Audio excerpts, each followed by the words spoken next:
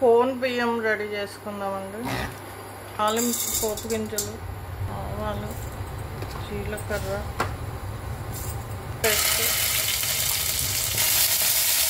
Carrot, potato, onion, green chilli, only garlic, salt, పసుపు. మనం రైస్కి పోసినట్టే వాటర్ పోసుకోవాలండి.